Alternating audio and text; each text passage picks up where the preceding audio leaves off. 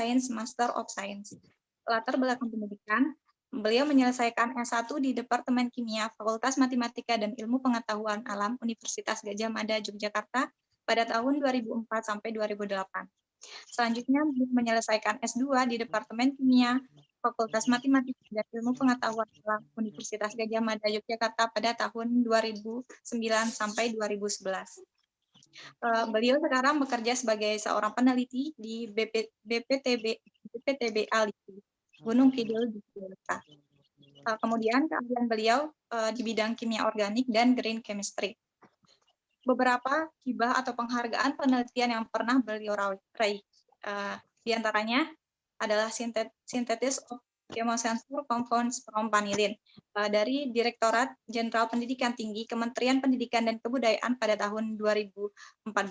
Kemudian ada pembuatan bioplastik berbasis bioselulosa limbah pertanian sebagai kemasan makanan untuk kemasan teh nano berbahan dasar kulit manggis, itu dari Insinas pada tahun 2018-2019. Kemudian ada pembuatan hidrogel dari alga sebagai media tanam dari Insinas pada tahun 2018-2019, dan masih banyak penghargaan lain yang pernah beliau raih. Untuk mempersingkat waktu, saya persilakan Bapak Musli untuk memaparkan materi dan dilanjutkan dengan virtual lab tour. Waktu dan tempat saya persilakan, Pak. Oke, terima kasih. Ini saya beri waktu berapa lama ya? Untuk pemaparan materi kurang lebih 50 menit, Pak, dan untuk video lab tour kurang 20 menit. 20 menit ya. Ini kayaknya saya lihat dulu ya.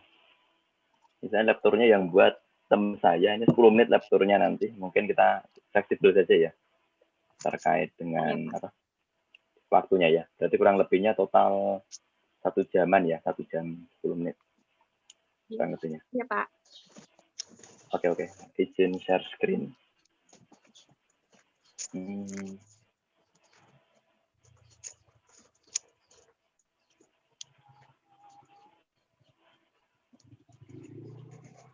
Ini apakah terlihat? Sudah terlihat ya? Nah. Sudah terlihat, Pak. Oke. Bismillahirrahmanirrahim. Assalamualaikum warahmatullahi wabarakatuh. Ini sebenarnya saya juga bingung ini, diminta untuk mengisi kuliah tamu di siang hari ini, karena apa ya, bidang saya sebenarnya bukan S1 ataupun S2 di bidang bioteknologi, tetapi saya memang riset saya dan kemudian bidang keilmuan saya memang di bidang kimia, tetapi nanti mungkin kita lebih banyak arahnya sharing saja ya. Nanti kalau misalnya ada pertanyaan, kita diskusi saja lah. Saya hanya sharing saja pengalaman saya dan mungkin akan berbeda dengan pengalaman tiap orang ya, tiap peneliti yang ada di LIPI. Jadi saya sendiri ini nanti lebih arahnya ke pengalaman pribadi, bisa diambil apa sisi baiknya gitu. Kalau misalnya yang sisi yang tidak baik, ya tidak usah diambil. Oke, kita mulai ini. Terkait kuliah tamu ini saya nggak ada judul sama sekali, jadi memang lebih arahnya sharing nanti. Oke, ini tadi sudah dijelaskan ya terkait dengan biodata saya. Saat ini saya masih dalam tingkatan ya, yang karirnya peneliti muda 3C. Kemudian saat ini juga saya sebagai koordinator kelompok penelitian di material bahan alam di BPTB ALIPI. Kemudian ini ada terkait dengan link citasi ya, link Google Scholar, Scopus dan seterusnya. Kemudian ini saya cerita dulu aja terkait dengan kalau misalnya adik-adik di sini mungkin ada yang ini semester berapa saja ya? Ada yang semester awal atau ada yang semester akhir? Ya, semester awal dan semester 5, Pak. Oke, berarti udah ada yang sudah udah mau selesai ya, udah bentar lagi udah tugas akhir ya. Oke, mungkin ada di semester awal ini saya cerita dulu aja, ini pengalaman saya, pengalaman pribadi di sini. Jadi kalau saya dikatakan orang yang pintar, mungkin juga enggak gitu loh. Ini pengalaman saya masuk kuliah di kimia UGM itu tahun 2004, dan semester 1, semester 2 itu adalah saya dulu memang banyak yang ngasih saran ke kita kalau misalnya awal-awal kuliah itu jangan terlalu banyak organisasi misalnya. Fokus dulu ke kuliahnya. Fokus dulu karena apa ya, ada metode pembelajaran yang berbeda dari SMA ke kuliah. Dan sehingga saya dulu saat itu saya tidak ikut organisasi sama sekali. Semester 1, semester 2 saya hanya fokus kuliah saat itu. Hasilnya ternyata tidak memuaskan. Ini IP saya semester 1, semester 2. Saya hanya punya IP 2,6 dan semester 2 naik sedikit lah, sekitar 2,8. Itu benar-benar apa ya, membuat saya shock saat itu. Oh, saya padahal sudah niat kuliah, fokus kuliah, tetapi kok kenapa hasilnya tidak maksimal. Itu saya awal-awal saya ini nggak bagus saya sebagai peneliti awal-awal itu. Jadi tidak ada apa ya, kenapa kok seperti ini jadinya. Kemudian saya evaluasi, akhirnya saya semester 2 saya ikut organisasi. Saat itu organisasinya saya di keluarga mahasiswa kimia, himpunan mahasiswa jurusan ya, di kimia UGM, saya ikut masuk organisasi, dan situ saya banyak terlibat, saya sibuk dengan organisasi. Ini secara tidak langsung, saya tidak menyadari juga. Tapi kenapa kok saat ikut organisasi IP saya naik semester 3 itu. Jadi yang semester 1 itu di bawah 3, semester 2 langsung naik di atas 3 semua. Saya kemudian secara tidak sadar mengevaluasi juga. Ini berarti apa ya, tidak ada linearitas. Maksudnya kuliah kemudian gara-gara ikut organisasi terus jadi nilai kuliahnya hancur, itu bukan alasan gitu loh. Jadi kalau misalnya di teman-teman ada yang aktif di organisasi di sini di Unisa, kemudian IP-nya jelek, ya jangan menyalahkan organisasinya, tapi evaluasi diri Anda sendiri gitu loh. Jadi dievaluasi apa yang salah dengan metode belajar atau memang apa ya, pengaturan waktunya, time schedule atau prioritas dan seterusnya, itu mungkin ada masalah di situ. Jadi tidak ada hubungannya antara kuliah dengan organisasi. Jadi saya hanya kuliah saja, IP saya segini. Tapi ketika saya ikut organisasi ini, bahkan saya semester 4 sampai semester 8, itu ini saya jadi ketua juga, ketua himpunan mahasiswa jurusan juga tahun 2007. Justru IP saya justru di atas 35, bahkan 39, 3,8. Sehingga saya bisa mengatrol yang IP semester 1, semester 2 yang hanya 2,6, hingga saya bisa lulus itu cum laude, alhamdulillah. Itu 3,6 berapa saya. Tanpa adanya ngulang mata kuliah dan lulus tepat waktu 4 tahun pas saat itu. Sehingga emang ini benar-benar saya evaluasi diri saya sendiri, kenapa kok seperti itu. Nah, nanti saya ceritakan kenapa kok bisa organisasi itu justru apa ya, mengungkit prestasi belajar saya. Nah, saya juga sekaligus, saya dulu saat itu kita tidak ada transkrip elektronik yang kemudian kita bisa cek lewat website, itu nggak ada. Jadi saat itu hanya nilai ditempel di dinding, saya lihat dan saya evaluasi juga. Saya punya transkrip nilai S1 ini, saya kebetulan saya nyari yang dapat yang S2. Kalau S1 saya cari itu ketemu, tapi saya buatnya seperti ini sama persis. Saya tiap ada mata kuliah, saya ngambil apa semester ini, saya rekap semua, nilainya berapa, saya hitung. Ini ketika saya dapat nilai B, IPK saya berapa, saya dapat nilai A, IP saya berapa, dan seterusnya. Saya bisa apa ya, memperkirakan lah kurang lebihnya kalau misalnya ada mata kuliah pilihan mana yang saya hapus. Ada strategi tertentu. Jadi saya punya tabel Excel, file Excel ini sendiri, dan saya password, jadi nggak ada yang bisa buka ini. Cuma hanya saya saja. Jadi ini dulu sebagai salah satu strategi saya agar bisa lulus tepat waktu saat itu. Tepat waktu dengan target IPK ya, yang sesuai dengan harapan saya paling enggak saat itu. Karena saya harus ngatrol di 2 nilai ini, di 2 semester ini cukup berat. Kalau dari awal saya udah di atas 3 gitu, sebenarnya nggak terlalu berat, saya mungkin akan lebih tinggi lagi. Tapi kalau ini semester awal udah seperti ini, wah saya ini benar-benar effortnya harus benar luar biasa untuk mengejar bisa lulus 4 tahun. Kalau lulus 5 tahun sih mungkin bisa banyak ngulang dan seterusnya, itu bisa. Tapi kalau tepat 4 tahun saya agak sedikit berat saat itu. Dan saya memang berusaha benar di sini, di semester selanjutnya. Jadi ini kalau untuk menyemangati adik-adik saja, kalau organisasi itu bukan halangan kuliah kita, tapi itu justru bisa memotivasi kita.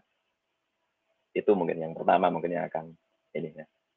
Nah, kalau kita tanya bagaimana biar menjadi lulusan yang berkualitas, dua ini harus seimbang. Jadi kita harus cerdas secara intelektual, dan yang kedua adalah cerdas secara spiritual dan emosional. Secara intelektual ya jelas kita nanti harus pandai di bidang akademik.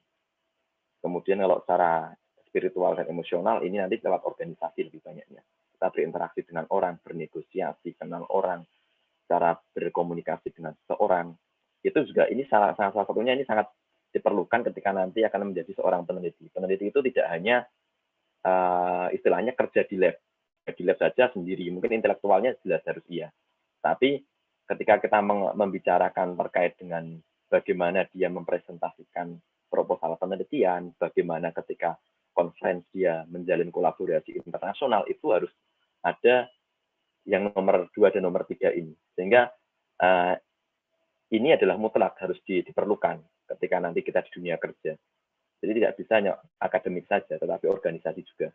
Dan tidak bisa hanya organisasi saja, tetapi juga akademik juga harus bagus gitu loh. Karena nanti ke depan tuntutan dunia kerja pun yang akan dilihat adalah salah satunya adalah akademik dulu. Ketika kita lolos akademik, baru nanti yang dilihat adalah ketika kita wawancara itu yang terlihat adalah yang pengalaman organisasi ini. Itu yang akan terlihat. Jadi memang dua-duanya ini sebisa mungkin seimbang. Ini pendapat saya ya.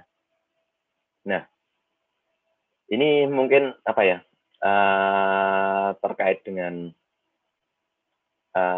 tadi misalnya ada dikotomi antara akademik dengan organisasi, itu memang harus melihat apa ya, yang pertama ini terkait dengan passion dulu. Jadi kalau saya tadi menjelaskan yang di awal-awal tadi bahwa apa ya, kita itu, saya ketika di organisasi, saya kemudian justru IPK saya melejit, itu justru saya bisa, dari organisasi saya bisa mendapatkan ini tadi, keempat ini tadi. Yang pertama saya bisa tahu passion saya di mana, bidang saya yang ingin saya tekuni di mana. Kemudian saya bisa membuat rancangan kehidupan saya seperti apa, itu saya belajar dari organisasi. Jadi termasuk tadi saya buat apa ya, Excel tadi ya, Excel untuk evaluasi diri tadi. Rancangan saya mau lulus berapa tahun, IPK saya berapa, saya pengen mulai tugas akhir kapan, dan seterusnya saya sudah bisa merancang dari awal ketika tadi organisasi.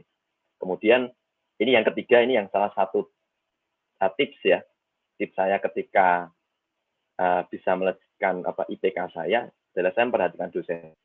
Jadi ketika di organisasi saya tidak punya waktu banyak untuk belajar saat saya selesai kuliah ya. Selesai kuliah saya kadang-kadang ngurusi organisasi, ada event apa, ngurusi apa, misalnya ada pelatihan motivasi diri, ada seminar, ada kuliah umum, dan seterusnya. Itu banyak sekali, sehingga kadang-kadang kita tidak ada waktu untuk belajar secara serius. Kalau saya dulu misalnya sebelum ikut organisasi, kadang-kadang karena waktunya banyak untuk belajar, kadang-kadang ketika kuliah itu saya kadang-kadang nggak terlalu memperhatikan. Jadi duduknya di paling belakang, kemudian malah kadang-kadang kuliah itu malah ngobrol dengan teman, dan seterusnya. Merumpi di belakang ya, misalnya itu banyak sekali mungkin. Itu penyakit mahasiswa juga. Tetapi ketika saya di organisasi, saya menyadari saya nggak punya waktu banyak. Ketika saya di kuliah itu saya nggak paham, saya kemungkinan di luar itu nanti masih mata kuliah ini saya akan nggak paham sama sekali. Sehingga saya ketika kuliah, saya benar-benar fokus konsentrasi kuliah. Dan saya duduknya di paling depan sendiri, di depan dosen. Saya tipsnya kayak gitu, saya di depan dosen, itu yang membuat saya harus secara tidak langsung harus memperhatikan dosen gitu loh. Jadi kalau saya duduk di belakang, mungkin karena agak jauh, sehingga nggak kelihatan dosen, saya bisa sambil ngobrol. Tetapi ketika di depan dosen langsung, kita mau tidak mau ya harus memperhatikan dosen. Itu yang menjadikan saya, yang memaksa saya untuk memaksa saya saat kuliah itu harus belajar, harus memahami apa yang dijelaskan oleh dosen, dan itu sangat-sangat membantu. Jadi ketika kita mau ujian itu hanya tinggal mereview saja ingatan saya, kemudian catatan saya, dan kemudian dari buku latihan soal saya sudah bisa mengerjakan soal ujian itu. Tetapi ketika saya itu nggak di pas saat kuliah itu tidak memahami yang dijelaskan oleh dosen, saya mungkin ketika akhir mau ujian malah kelabakan, mau belajar sana sini nggak paham, tanya siapa nggak paham juga, itu malah bikin hancur. Tapi ketika saya saat kuliah saya benar-benar perhatikan dosen ini, insya Allah di terakhir mau ujian itu udah santai saja, nggak usah terlalu mikir terlalu jauh, latihan soal dan latihan jawab memperluas. Nah, kemudian yang terakhir adalah saya dengan organisasi itu saya bisa mengevaluasi diri tadi. Seperti misalnya hari ini saya sudah sesuai jadwal tidak saya mau mengerjakan apa, ada kuliah, kemudian ada kegiatan organisasi apa, ada misalnya ngeles siswa ya dan seterusnya, itu saya bisa menata diri, mengevaluasi diri. Jadi ini manfaat organisasi yang tidak dapat didapatkan di kuliah saja, di akademik. Ini sangat-sangat membantu saya untuk melejitkan saat itu IPK saya yang sangat-sangat rendah menurut saya ya, menjadi ya alhamdulillah ketika lulus tepat waktu dan alhamdulillah bisa cum laude. Salah satunya manfaat organisasi. Sini saya tidak promosi, tetapi ini pengalaman pribadi saya, nanti mungkin bisa diambil kalau teman adik-adik yang di Unisa mungkin merasa IP-nya jelek ketika hanya kuliah saja, cobalah ikut organisasi, misalnya lewat IMM atau lewat BEM ya, IMM atau himpunan mahasiswa jurusan, ikutlah, nanti kalian akan mendapatkan hal ini, yang itu bisa bermanfaat untuk ya kalau saya pengalaman pribadi saya untuk melejitkan diri saya. Ini keuntungan organisasi banyak selain tadi ya, bisa mengevaluasi diri sendiri, itu kita akan banyak sekali memperoleh pengalaman belajar berharga ya. Kemudian yang paling penting adalah salah satunya jejaring ini, membangun relasi, membangun jejaring. Saya di organisasi banyak kenal dengan dosen, banyak kenal dengan alumni dulu saat itu, dengan alumni banyak sekali kenal, dan itu sangat bermanfaat ketika saya lulus, khususnya ya, saya lulus, saya mau nyari tempat PKL dan seterusnya, saya gara-gara di organisasi punya banyak jejaring. Kemudian bisa mempercaya diri kita, yang sebelumnya saya kalau misalnya ngomong di depan umum ya, itu grogi, nervous, yang kemudian setelah di organisasi sudah biasa berbicara di depan umum, ya jadi pede saja, percaya diri. Ketika kita mau presentasi terkait lomba apa-apa, kita percaya diri. Kemudian yang keempat adalah jelas terkait leadership, itu akan sangat terlihat ketika dia berorganisasi atau enggak, leadership-nya akan terlihat sekali. Dan yang terakhir adalah ini yang kemudian kita punya keluarga baru. Karena kita sering bersama di organisasi, tahu psikologis teman-teman kita itu seperti keluarga sendiri di organisasi. Dan ini sampai saat ini, sampai sekarang saya lulus, sampai saat kerja, teman-teman dekat saya adalah yang ada di organisasi tadi. Karena kita benar-benar dari susah dan senang juga bareng-bareng. Itu sampai saat ini masih sangat dekat dengan teman-teman saya. Nah, kalau ini tadi terkait ngomong organisasi, salah satu syarat sebagai kalau saya ya sebagai peneliti, saya memang sudah senang melakukan penelitian dari saat saya S1 memang. Saya ketika saya sudah bisa jadi asisten praktikum, saya langsung mengasisteni praktikum. Ini kalau saya kimia organik ya dulu, kimia organik 1, 2, 3. Jadi adik-adik kelas saya banyak sekali kenal dengan saya gara-gara saya sering asisteni praktikum.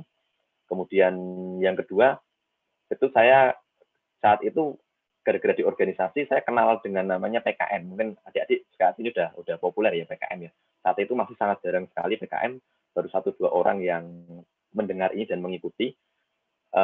Saat itu saya ketika tahu, saya langsung mencoba apply proposal PKM, dan alhamdulillah ketika saya 2 tahun berturut-turut saya bisa lolos proposal PKM dan didanai semuanya. Dan salah satunya yang di tahun terakhir saya kuliah ini 2008, PKM saya ini juga bisa membantu mensupport saya untuk biaya tugas akhir saat itu. Jadi biaya tugas akhir saya itu benar-benar gratis dan disupport oleh PKM saya ini. Karena dananya saat itu dapat, kalau nggak salah, karena 6 atau 7 juta, saya lupa. Saya hanya untuk PKM-nya sendiri bisa habis sekitar 3 jutaan saat itu. Dan yang sisanya saya bisa untuk biaya penelitian saya, untuk biayai. Jadi saya, kalau kita bisa pintar mencari dana, sebenarnya tidak ada masalah dengan tugas akhir atau apapun ya, tugas akhir kita atau skripsi nanti ya adik-adik itu tidak ada masalah. Dana itu nanti insya Allah akan ada kalau kita kreatif ya untuk nyari dana. Tapi kalau kita hanya mengandalkan dosen ataupun tidak kreatif ya, nanti akan membiayai penelitian itu sendiri, menghabiskan mengeluarkan lebih banyak dana. Saya dari awal dari S1 memang sudah senang penelitian, ada beberapa ini penelitian yang saya kerjakan. Nah, kemudian saya di semester akhir, saya lewat jejaring organisasi tadi, saya kenalan dengan alumni yang kebetulan manajer ya untuk laboratorium Chevron. di Riau, Duri ya, di Duri Riau. Nah, saya saat itu PKL itu kalau di kimia saat itu adalah tidak wajib mata kuliah pilihan. Sehingga saat itu saya kalau kan PKL kalau semuanya gratis. Saya tuh ada prinsip, saya punya prinsip kalau saya mau PKL kalau gratis, kalau nggak gratis saya nggak PKL, saya nggak ngambil PKL saat itu. Dan saya kontak-kontakan dengan alumni karena kenal di organisasi, sehingga masih ditawari PKL di tempat saya seperti bagaimana. Saya ditawari ke Chevron ini, di sana full disupport pesawat PP, tempat tinggal, makan, bahkan dikasih uang saku ya, pulang itu full disupport. Nah, jadi saya benar-benar tidak mengeluarkan biaya spesial pun untuk kerja PKL di sana. Dan bahkan banyak sekali saya bisa menggunakan instrumentasi canggih yang ada di Chevron. Ini perusahaan minyak ya, yang cukup besar ya di Indonesia juga. Ini ada di Duri yang paling besar salah satunya. Saya kerja di sana 1 bulan dan banyak sekali pengalaman dan teman di sana terkait ini. Dan saya memang ya, alhamdulillah dapat gratis semua. Kemudian selain itu juga saya karena IPK saya itu ketika semester 4, 3, 4 dan seterusnya itu cukup tinggi, sehingga saya bisa mencari beasiswa saat itu. Kalau IP 2 komaan kadang-kadang susah mencari beasiswa. Saya menyadari saat itu. Nah, ketika saya IP-nya udah tinggi, saya apply beasiswa, alhamdulillah saya dapat beasiswa ini dari Posko, ini perusahaan Korea yang terkait dengan baja ya. Saat itu termasuk beasiswa dari perusahaan ini paling tinggi, salah satu yang tertinggi lah di saat itu. Dan alhamdulillah saya dapat beasiswa ini selama 2 tahun dan itu bisa banyak mensupport saya khususnya terkait dengan ya kehidupan sehari-hari lah. Ya untuk ya jajan dan seterusnya lah banyak.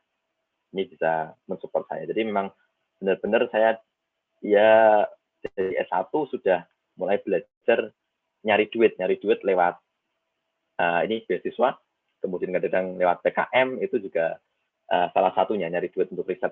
Saya sudah terbiasa untuk ini. Sehingga ketika saya selesai, saya sebenarnya kalau karena status mahasiswa itu saya sebenarnya senang. Saya kalau misalnya suruh lulus 5 tahun, saya lebih milih 5 tahun. Atau lebih lulus 6 tahun, saya lebih senang. Karena pengalaman saya akan lebih banyak saat itu. Tetapi orang tua itu menyuruh saya untuk lulus tepat waktu, segera. Ya ini ada salah satu, jika kelulusanmu bisa membuat orang tuamu bahagia, maka ya saya akan menyelesaikan kuliah saya tepat waktu. Kalau saya suruh milih, saya akan milih 5 tahun karena saya dapat biasa bisa lebih lama juga dan seterusnya. Itu, tetapi ya karena orang tua menyuruh saya untuk segera selesai kuliah, ya saya akan selesaikan kuliah tepat waktu. Jadi ini saya di 2008, ini saya apa ya? Ya lulus ya, bulan Agustus juga saya selesai. Nah, akhirnya saya lulus S1 dengan predikat cum laude alhamdulillah dan ya lumayan banyak pengalaman yang saya dapatkan dari S1.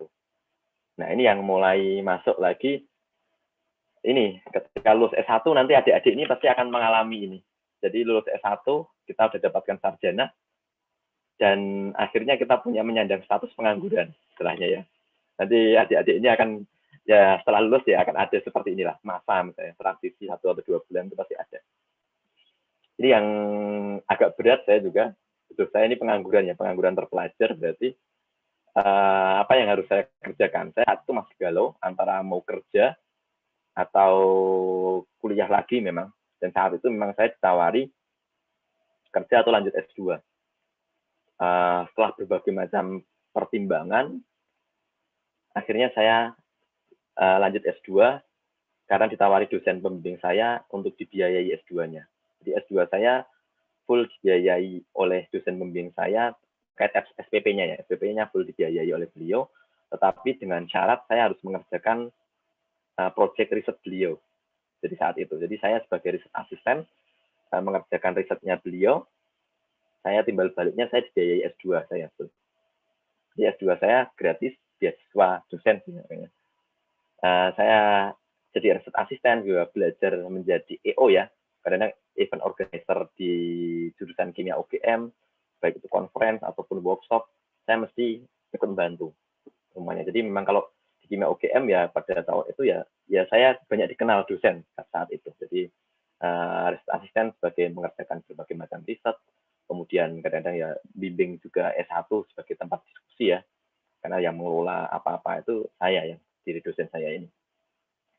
Ya, itu pengalaman saya. Jadi memang S2 alhamdulillah banyak dibiayai, kemudian sambil nyari-nyari apa ya? Nyari-nyari duit ya lewat berbagi grant untuk membiayai tesis saya saat itu. Nah, saya saat itu planningnya adalah saya ngambilnya S2-nya itu ilmu kimia terkait dengan kimia lingkungan saat itu. Dan itu ada kerjasama dual degree dengan TU Brunswick saat itu 2009-2011, saya 2 tahun juga, dan ada kerjasama dengan TU Brunswick. Saya banyak mengambil mata kuliah yang diajar oleh profesor-profesor dari Jerman saat itu, untuk sebagai syarat di tahun kedua bisa sandwich ya, melakukan riset di Jerman saat itu. Pengennya targetnya seperti itu. Tetapi Allah berkehendak lain, jadi memang saya gagal untuk bisa lolos ke Jerman saat itu karena ada beberapa ya memang bukan rezekinya ya. Rezekinya itu salah satu kegagalan saya juga, menurut saya ya, kegagalan saya juga ketika saya tidak bisa tahun kedua ke Jerman. Saat itu saya tidak Jerman, jadi akhirnya saya menyelesaikan tesis di UGM saja. Tesis saya terkait green esterification ya, dan catalyzation untuk terkait dengan asam oleat. Jadi saya lebih banyak memodifikasi terkait dengan asam lemak saat itu. Nah, ini salah satu ya, ini cuma pengalaman saja. Jadi memang tidak semua yang kita inginkan itu kadang-kadang dia akan menjadi kenyataan. Kita cuma bisa berusaha, dan masalah rezeki tadi adalah masalah yang di atas. Jadi urusannya Allah, jadi bukan urusan kita lagi. Kita cuma bisanya berusaha. Jadi ini saya nggak jadi ke Jerman, akhirnya saya menyelesaikan tesis di UGM. Nah, tetapi ternyata Allah memberikan saya rezeki yang lain ketika itu. Jadi saya sebelum selesai S2, saya waktu itu saya masih ingat baru bantu dosen ada workshop, ada conference ya. Saya akhirnya ditawari, ini ada buat di apply saja, ini ada kayak fellowship ya untuk ke Jepang, namanya nih programnya Genesis. Itu ke Jepang selama kurang lebihnya 90 hari di sana melakukan riset. Saya iseng-iseng karena waktu itu saya masih ingat itu udah hari Jumat, deadline apply ini hari Senin. Saya iseng-iseng saja, akhirnya saya membuat proposal riset ya, kemudian saya apply. Saya nggak ada kepikiran untuk diterima sama sekali saat itu, karena memang saya sudah pernah gagal dan saya pasrah saja. Tapi akhirnya rezeki ya rezeki. Saya akhirnya diterima ke sini. Saya di Jepang saya harus berangkat bulan Agustus, saya bulan Agustus. Padahal saat itu saya tesis saya belum selesai, jadi saya harus mengejar tesis saya untuk sebelum berangkat. Dosen saya, kamu harus menyelesaikan ini paling nggak ujian dulu, ujian tesis. Jadi kamu nanti setelah itu boleh berangkat, silahkan berangkat. Jadi saya kejar-kejaran antara berangkat ke Jepang ini dengan menyelesaikan tesis saya. Saat itu tesis saya selesai, saya ujian. Akhirnya seminggu kemudian saya berangkat ke Jepang. Saya tinggal tesis saya semua. Jadi saya udah di ujian udah selesai, saya kemudian berangkat ke Jepang. Bahkan ketika saya wisuda pun saya tidak bisa ikut wisuda S2 karena masih di Jepang saat itu. Jadi saya nggak ada foto wisuda S2, jadi cuma balik lagi ke UGM hanya ngambil ijazah saja. Saya nggak ada seremonial ijazah wisuda. Nah, saya di sini banyak berinteraksi dengan teman-teman di Jepang ya. Banyak sekali. Saya hanya satu-satunya yang wakil dari Indonesia terkait program ini. Ini presentasi ya, panel presentation. Salah satu teman saya yang dari India. Kemudian ini ada salah satu sinkotron yang salah satunya ada di Jepang ya. Ini ada 2 di Jepang itu. Terkait particle acceleration. Itu di sana saya banyak belajar terkait dengan nanomaterial di sana, banyak menggunakan instrumentasi modern, belajar bagaimana orang Jepang untuk melakukan riset dengan baik dan seterusnya. Saya banyak belajar dari sana. Nah, kemudian pulang dari sana saya gara-gara link dengan dosen, dengan apa-apa, saya juga bisa jalan-jalan ke Vietnam juga. Saat itu saya di Vietnam itu 10 hari. Itu ada seminar juga, saya apply terkait dengan abstrak. Saya nggak ada anu sama sekali juga, saya cuma iseng-iseng saja. Kadang-kadang saya iseng itu kadang-kadang diterima, jadi udah pasrah, udahlah. Yang penting kalau kita itu ada kesempatan, yang paling penting nyoba. Kalau kita nggak nyoba, kita jelas nggak punya kesempatan kita diterima atau enggak. Tetapi ketika kita nyoba, itu ada 2 peluang, ditolak dan diterima. Jadi kalau kita nggak nyoba jelas sudah pasti nggak diterima, nggak ada peluang. Tetapi kalau kita nyoba ada 2 peluang, 50-50. Dan itu alhamdulillah saya juga dapat ini semuanya dibiayai full ini dari DAAD Jerman ya. Semuanya termasuk pesawat dan seterusnya sudah dibiayai sana semua. Ini juga saya juga banyak mengembangkan kolaborasi, saya banyak kenal dengan teman-teman peneliti dari luar. Kemudian iseng-iseng lagi di tahun 2014 saya iseng-iseng lagi juga saya akhirnya bisa ke Brunswick yang saya di 2011 tadi saya nggak bisa ya untuk ke sana. Saya di 2014 saya apply lagi. Ini hanya summer school ya, summer school sekitar 2 mingguan. Saya di sana, saya akhirnya bisa mengunjungi Brunswick juga, yang sebelumnya saya nggak bisa sama sekali. Ini juga ya karena link tadi. Jadi saya karena link saya coba apply dan seterusnya saya akhirnya diterima. Ini jadi dari Indonesia juga hanya saya sendiri juga, nggak ada teman juga, saya dari Indonesia. Teman-temannya dari ya Asia Tenggara banyak, dari Afrika, dari wilayah Asia Barat dan seterusnya itu banyak sekali teman-teman. Ini saya pengalaman juga di Brunswick saat ini ya. Kemudian selesai S2 saya pulang ke Indonesia waktu itu dari Jepang ya. Akhirnya saya diminta untuk ngajar saat itu sebagai dosen luar biasa ya di UIN Sunan Kalijaga dari 2012 ke 2015. Saya ada pengalaman dosen juga. Saya dulu kalau riset itu kalau saya tuh dulu pengennya kerja itu saya udah punya idealisme. Saya pengennya kerja di Jogja. Saya nggak pengen pergi dari Jogja saat itu. Dan target saya adalah dosen pertama. Karena dosen itu juga sebagai peneliti bisa, ngajar juga bisa. Dan saya juga senang ngajar. Saya memang senang untuk diskusi dan seterusnya saya senang. Jadi target saya pertama saya dosen. Kemudian ketika enggak, saya punya target peneliti. Kalau enggak, saya harus kuliah S3, lanjut kuliah. Kalau enggak, saya punya planning kerja di swasta. Saya kepikiran di Chevron salah satunya ya, perusahaan minyak. Karena saya tahu di sana ya memang kerja di luar Jogja, di luar Jawa, tetapi gaji juga seimbang dengan pekerjaan kita gitu. Saya memang saat itu memang ya udah punya idealisme, saya punya planning A, plan B, plan C dan seterusnya. Saya punya plan ketika itu. Dan akhirnya saya nyoba dosen 2 kali di UGM dan bukan rezeki saya memang. Sehingga akhirnya di tahun ketiga saya banyak kenalan juga teman-teman peneliti. Ini ada peneliti, Bu, ayo gabung ke kita gitu. Ini lewat PNS biasa. Tapi memang saya masih ojok-ojokin untuk udahlah nggak usah di dosen, peneliti saja, sama saja kok nanti. Saya banyak diskusi. Sehingga akhirnya saya memutuskan saat itu untuk apply menjadi peneliti ya, untuk apply PNS di LIPI saat itu.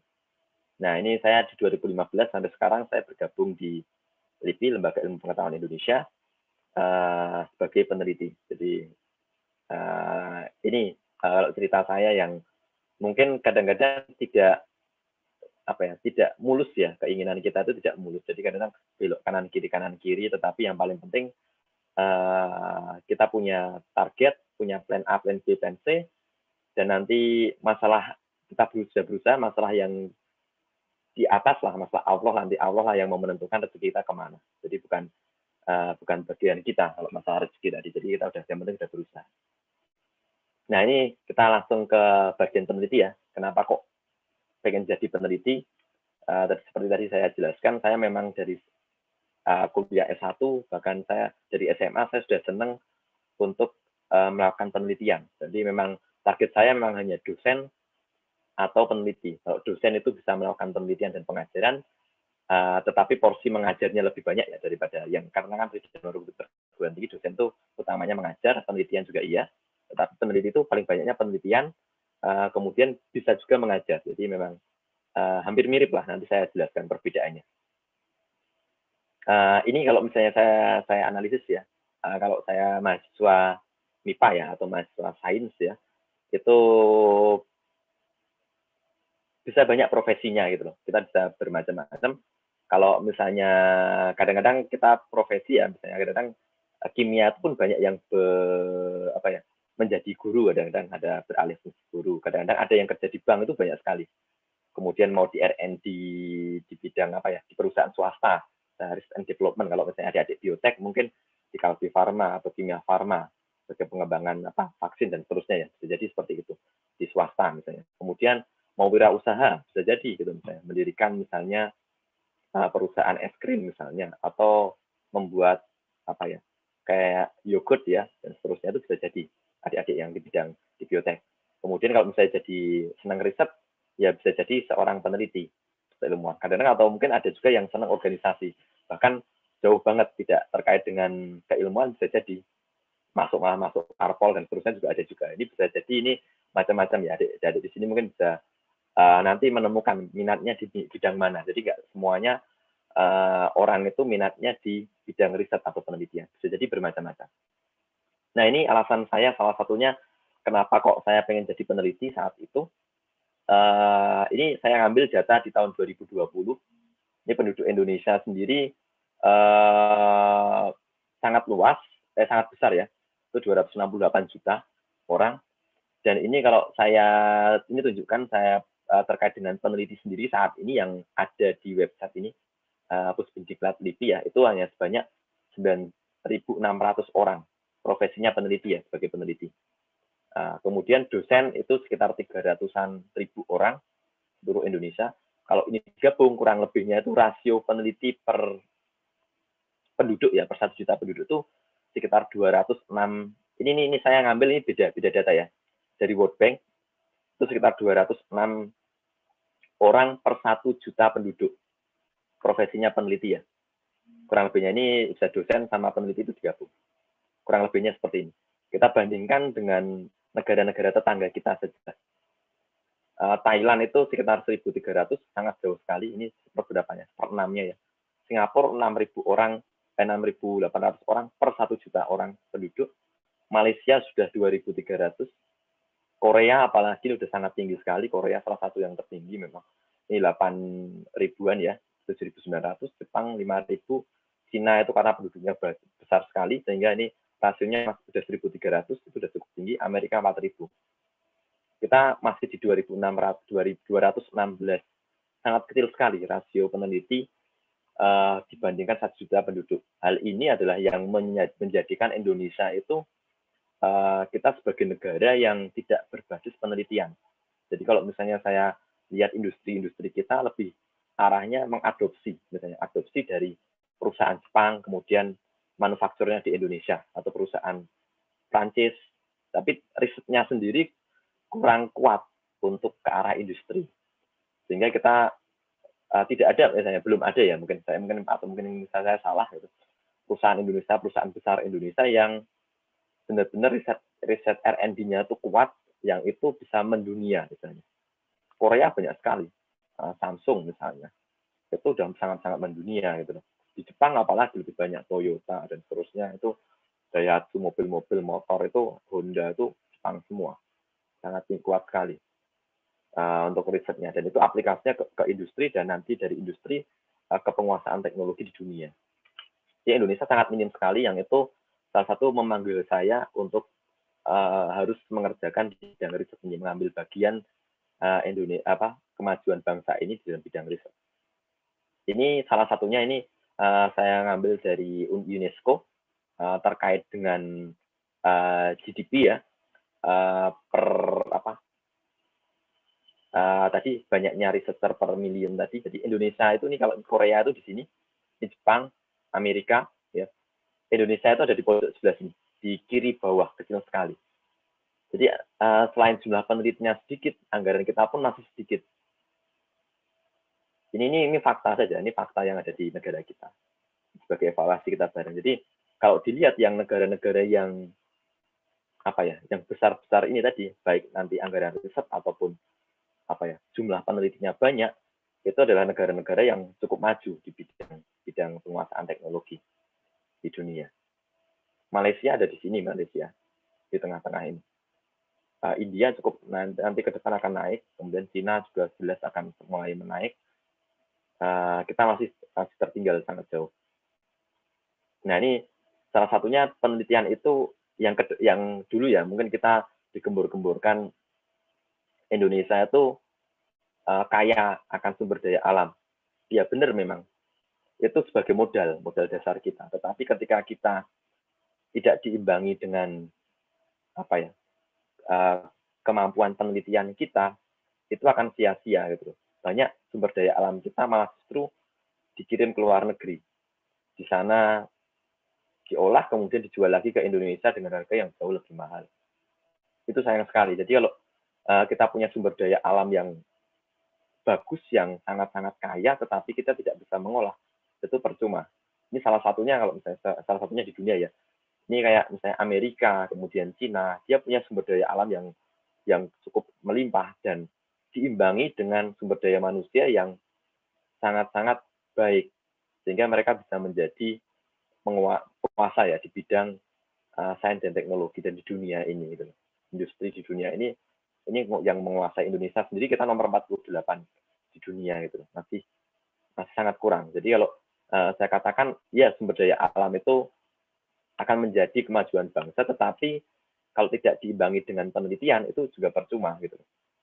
Jadi saya mengajak ya adik-adik di sini nanti mungkin kalau misalnya berminat sebagai peneliti, ayolah kita bareng-bareng membangun bangsa ini lewat penelitian gitu. Bukan karena kadang-kadang sekarang udah banyak berita hoax dan seterusnya, itu tidak membangun gitu. Tapi kita bisa membangun dari kepakaran kita untuk melakukan penelitian, ada manfaat untuk masyarakat, untuk bangsa dan seterusnya, itu adalah nanti tanggung jawab kita bareng-bareng ke depan. Nah, ini apa yang diperlukan Indonesia di masa depan ya, khususnya nanti kalau pemerintah itu mencanangkan Indonesia emas ya di 2045, itu salah satunya adalah penguasaan sains dan teknologi, tidak bisa enggak gitu.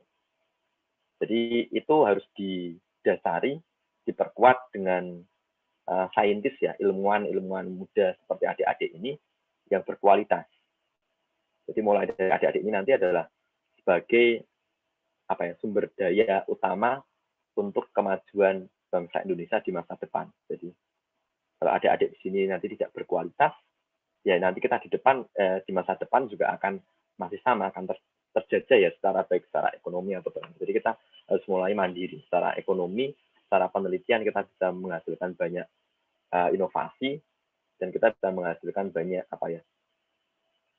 teknologi yang bisa dimanfaatkan industri ataupun nanti untuk kemaslahatan umat. Jadi ini mungkin dari adik-adik semua ini, jadi yang terkait dengan ini, bagaimana bisa menjadi seorang ilmuwan atau lulusan yang berkualitas. Nah ini saya masuk ke peneliti ya. Peneliti itu ini definisinya dalam bahasa Indonesia. Jadi yang peneliti itu dari kata teliti yang artinya cermat atau bersama atau hati-hati ini. Kemudian meneliti itu adalah melakukan memeriksa atau dengan cermat. Kemudian peneliti adalah orang yang melakukan penelitian. Sedangkan penelitian sendiri adalah ini, artinya adalah ini secara bahasa ya. Yang orang yang melakukan penelitian atau penyelidikan, mengumpulkan data dan seterusnya. Kita tidak akan terlalu ini terlalu sekali. Kalau berbicara terkait dengan penelitian, salah satunya saya senang sekali mengikuti perkembangan riset itu, salah satunya adalah terkait Nobel Prize. Saya cukup senang untuk mengikuti tiap tahun, dan dalam beberapa tahun ini melihat Nobel Prize di bidang kimia itu banyak didominasi justru dari bidang-bidang biokimia atau bioteknologi. Ini saya kasih contoh saja, ini 2015 itu didominasi ini terkait dengan DNA repair ya, terkait dengan perbaikan DNA ini oleh Thomas Windel ya. Kemudian 2018 itu juga sama, orang di bidang biotek juga, biokimia dan biotek. Dan 2020 kemarin itu juga sama-sama lagi yang terkait dengan CRISPR-Cas ya, CRISPR-Cas9 ya. Ini terkait dengan genome editing. Orang di bidang biotek dan biokimia sendiri yang mendominasi di beberapa tahun akhir ini, bidang kimia. Jadi kalau misalnya biologi itu nggak ada Nobel Prize di bidang biologi, adanya kimia, fisika, fisiologi ya, atau kedokteran, dan Nobel Prize di bidang perdamaian ya. Jadi ini ya salah satu kimia itu disamakan di sini. Jadi kemudian kalau kedokteran sendiri juga banyak yang terkait dengan bidang-bidang bioteknologi. Ini terkait dengan imun ya. Kemudian ini terkait dengan mekanisme ya, sel itu bisa beradaptasi dengan oksigen, dan yang tahun ini itu terkait dengan penemuan virus hepatitis C. Jadi ada di sini mungkin nanti bisa salah satu yang menemukan COVID, ya salah satunya misalnya untuk apa? Mungkin ya, atau mungkin mempelajari lebih lanjut terkait dengan mekanisme COVID seperti apa, itu bisa jadi mungkin mendapatkan Nobel Prize di 5 atau 10 tahun ke depan mungkin. Ini kita ini sebagai inspirasi kita. Kadang-kadang saya terinspirasi dari cerita-cerita ataupun di balik penemu-penemu hebat ini menemukan invensi mereka. Nah, ini saya ke peneliti, ini peneliti dengan dosen, ini hampir sama kalau saya katakan, ini bisa diperhatikan jenjang karirnya ya. Ini kalau peneliti pertama ini sebanding dengan asisten ahli, sama, angka kreditnya pun sama. Jadi nanti kalau peneliti itu ada namanya untuk naik jenjang itu ada namanya angka kredit. Angka kredit itu setiap kita melakukan publikasi, setelah kita melakukan apa ya, ada conference, kita mendapatkan dana hibah dan seterusnya itu dapat angka kredit. Nanti ketika kita angka kredit cukup, kita naik nanti akan naik jenjang. Jadi seperti itu. Jadi angka kredit itu misalnya kayak kita melakukan conference ya. Conference nanti dapat angka kredit berapa? Sebagai ada angka kredit 5 misalnya contohnya. Atau sebagai kita penulis pertama di publikasi internasional atau indeks global dapat angka kredit berapa? 30 misalnya contohnya. Itu nanti itu akan menaikkan kita ke jenjang yang lebih tinggi sebagian. Jadi sebagai peneliti atau dosen itu kalau misalnya mau naik jenjang ya harus mengumpulkan angka kredit seperti ini dari publikasi, dari pengajaran dan seterusnya. Ini hampir sama. Jadi peneliti pertama itu asisten ahli kalau di dosen, peneliti muda itu sebagai lektor, kalau peneliti media itu lektor kepala, kemudian kalau peneliti utama itu sebagai guru besar kalau di dosen. Nah, di peneliti sendiri juga ada guru besar kan profesor ya. Kalau di peneliti juga ada namanya profesor riset juga, hampir sama. Jadi kalau saya katakan peneliti dengan dosen itu sama, mirip, hanya mungkin penekanannya yang berbeda. Kalau dosen mungkin lebih banyak diminta untuk mengajar ya, sebagai apa tugas pokoknya. Kalau peneliti adalah untuk melakukan penelitian. Jadi hampir sama sebenarnya. Kalau dosen kan ada tridharma perguruan tinggi ya. Kalau peneliti ya sama, bisa juga melakukan pengajaran dan diseminasi iptek pun juga sama. Itu juga harus kita kerjakan juga. Jadi hampir sama persis. Jadi tidak terlalu beda jauh lah profesi dosen dengan peneliti itu. Kemudian jadi peneliti itu saat ini ada beberapa ini aturan yang terbaru di 2018.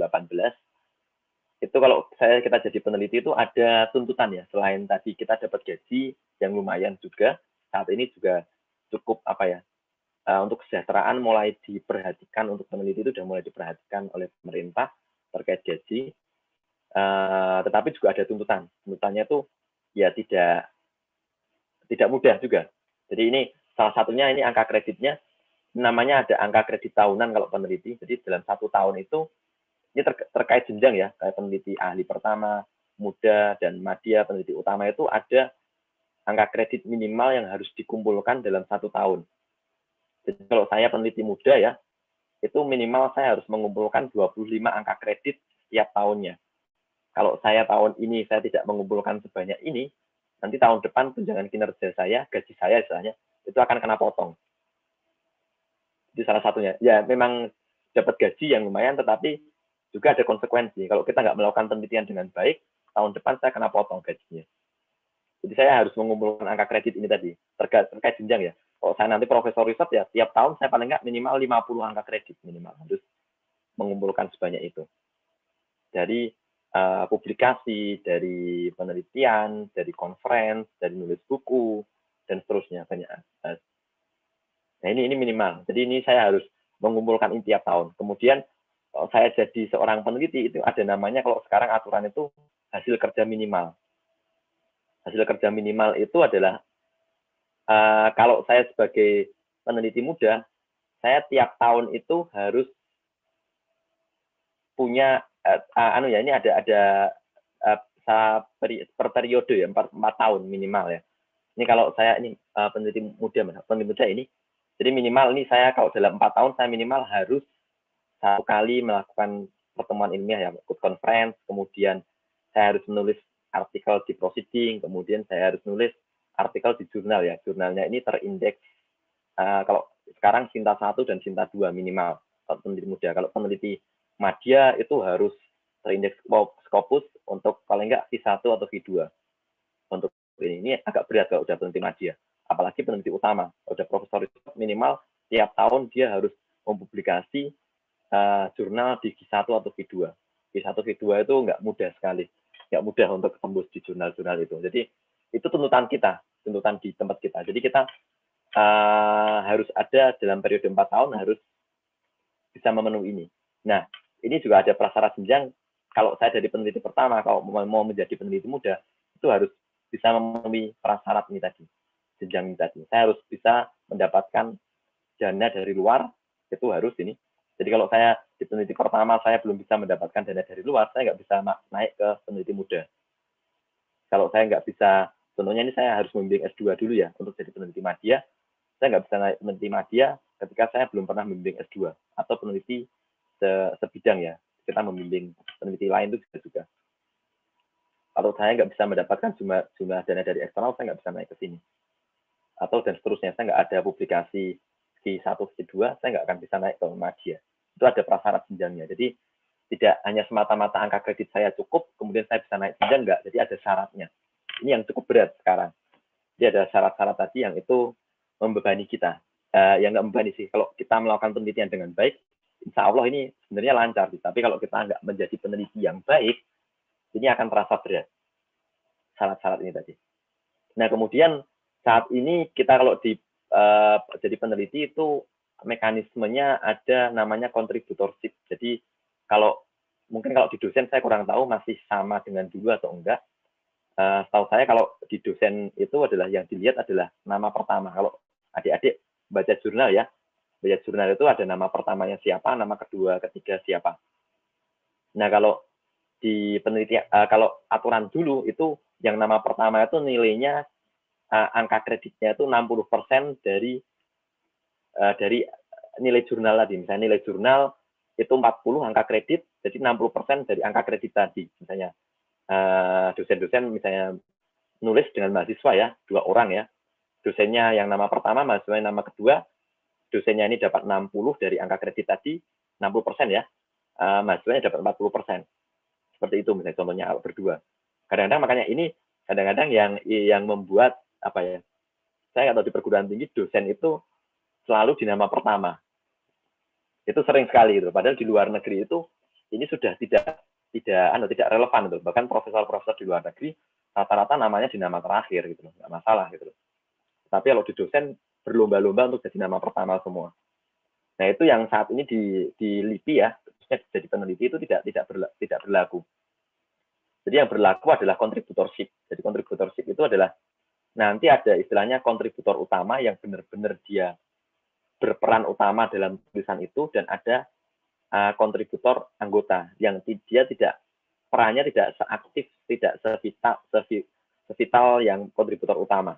Jadi kalau misalnya dosen dia mengkonsep ya, kemudian sama mahasiswanya dia mengerjakan riset, 2 orang ini bisa menjadi kontributor utama.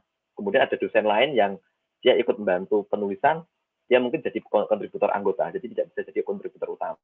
Dan itu kontributor utama tidak harus di nama pertama, bisa jadi nama terakhir. Tergantung apa ya? Ada kesepakatan bareng siapa yang berperan lebih dalam penulisan ini, dalam publik dari jurnal ini. Itu ada istilahnya kita contributorship ini harus ada setiap kita publikasi saat ini.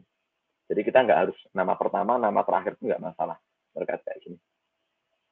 Nah kemudian kalau di LIPI sendiri ada beberapa, sekarang kita sudah semuanya serba online ya.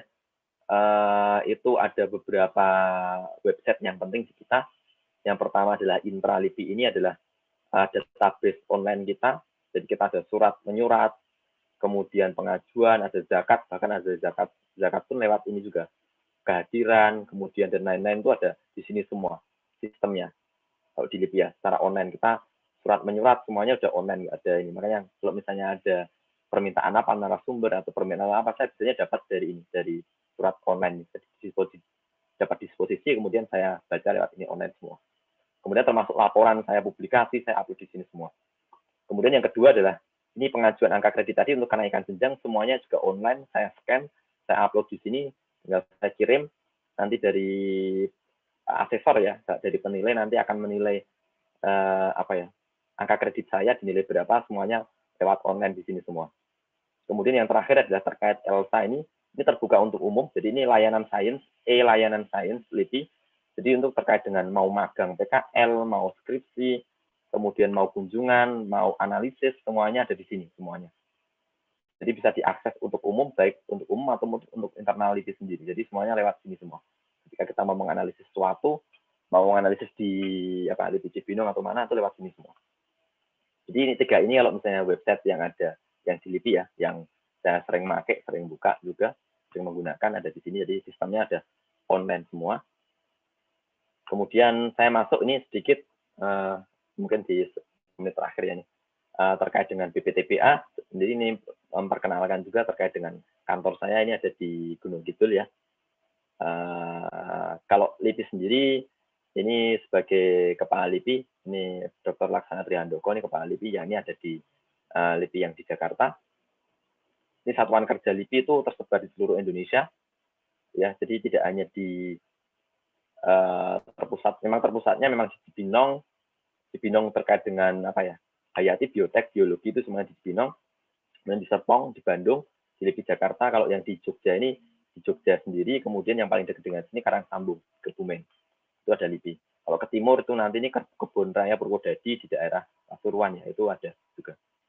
Nah ini kalau di LIPI sendiri, klasternya itu berdasarkan klaster ilmuwan. Jadi satker di Jogja sendiri, saya sendiri di Jogja itu terkait dengan pangan dan pakan, kemudian ada terkait khususnya memang ke depan ada difokuskan ke arah pangan, food science center di Jogja sendiri, BPTBA itu. Jadi kalau yang di masing-masing LIPI itu pembagiannya bukan karena daerah, tetapi karena keilmuannya. Jadi kalau misalnya adik-adik ini bioteknologi, nanti paling tepat adalah ke Cibinong. Jadi ada pusat penelitian bioteknologi atau pusat penelitian biologi di Cibinong. Itu yang paling dekat yang keilmuannya ya. Walaupun nanti di tempat kita juga ada yang terkait dekat biotek juga ada. Oh ini maaf. Nah kalau BPTBA sendiri saat ini di dalam satuan kerja itu ada namanya kelompok penelitian. Kelompok penelitian itu adalah sekelompok peneliti yang dia punya minat ya, punya minat yang sama terkait suatu penelitian. Jadi kalau misalnya adik-adik misalnya berkumpul 5 orang ya, punya minat yang sama terkait penelitian tertentu, itu bisa membuat kelompok penelitian yang satu minat. Jadi di sini saat ini kita punya 7 kelompok penelitian. Ini adalah terkait dengan pangan ya, pangan fungsional, pengemasan makanan tradisional, kemudian ini adalah terkait bioproses dan produk hewani, kemudian terkait sumber daya laut. Jadi ini yang terkait dengan food-nya sendiri. Pangan dari tumbuhan, ini pengemasannya, ini pangan dari hewan, ini pangan dari laut. Yang belum ada itu pangan dari udara sepertinya ini. Jadi belum ada yang anu. Kemudian yang di sebelah sini adalah terkait dengan supportingnya. Jadi untuk mendapatkan pangan dari hewan itu harus dicukupi terkait dengan pakannya. Kemudian ini adalah untuk mengkaji terkait dengan bahan alam dan farmasi untuk terkait dengan pangan fungsionalnya sendiri. Ini mensupport ke pangan fungsional. Kemudian material maju ini salah satu yang kelompok penelitian saya, itu supporting di semuanya. Materialnya bisa dari laut, dari hewan. Nanti adalah salah satunya kita banyak fokus ke arah sensor dan untuk smart packaging, yang mungkin akan nanti saya banyak ceritakan. Ini kelompok penelitian saya, ini ada 9 orang peneliti, termasuk saya koordinatornya. Kemudian ini kalau saat ini nanti kampus tour nanti yang dilihat adalah gedung lama kita yang saat ini kita baru melakukan pembangunan besar-besaran di kantor yang nanti akan berubah drastis kantor kita menjadi seperti ini perubahannya. Jadi nanti mungkin videonya adalah video kenang-kenangan sebelum seluruh ruangan itu sebagian besar ruangan tadi dirubuhkan ya, dihancurkan sebagai video kenang-kenangan kita. Jadi desain lab-nya seperti ini. Besok ke depan, tahun depan kalau sudah COVID-nya sudah menurun dan bisa kunjungan ke gedung kita yang baru. Selain tadi gedung dan lab ya yang baru, kita juga modernisasi terkait dengan instrumentasi kimia ya, analisis. Ini kita juga ada HRMS, High Resolution MS. Ini sudah kebetulan saya sendiri yang ngurusin terkait dengan ini pembangunan ini. Ya, saya tahu persis ini sudah tinggal menunggu alatnya datang, HRMS, LC-ICP-MS itu terkait dengan analisis logam ya, spesiasi logam, itu juga bentar lagi datang, HPLC, UHPLC, ini ada 2 nanti, tipenya GCMS, itu juga ada, GC dan GCMS, ada 2 tipe, akan datang juga, STIR, kemudian PCR, RT-PCR ya, dan PCR konvensional, itu nanti juga ada, 1 set ya, itu juga akan ada, kemudian CTC, PLC system, kemudian STA itu terkait termografimetri, itu juga ada, elemental analysis, kemudian dietary fiber analysis terkait dengan tangan, kemudian bom kalorimeter, XRF, dan ini juga ada bioreaktor juga kalau misalnya adik-adik nanti misalnya berminat penelitian di tempat kami, insya Allah di tahun depan, mungkin malah bahkan di Januari ini alat-alat ini udah ready untuk digunakan di tahun depan ya. Januari, insya Allah Desember itu banyak yang datang, Januari, Februari lah udah ready alat-alatnya. Di gedungnya lama nanti akan kita ke gedung baru. Gedung baru itu kurang lebihnya akan jadi bulan Agustus tahun depan. Dan Agustus September itu jadi gedungnya. Alat-alatnya nanti akan kita masukkan ke sana semua. Jadi ini sekaligus promosi di tahun depan ya kita membuka, mesti kerjasama dengan UNISA, siapa yang nanti mau penelitian di tempat kita terbuka. Nah, kalau riset saya sendiri ini tadi sudah dijelaskan ya terkait dengan beberapa grant riset yang saya dapatkan. Kalau sebelumnya saya memang lebih banyak kalau ke dosen itu grant riset dari dosen ya yang sebagai peneliti utamanya.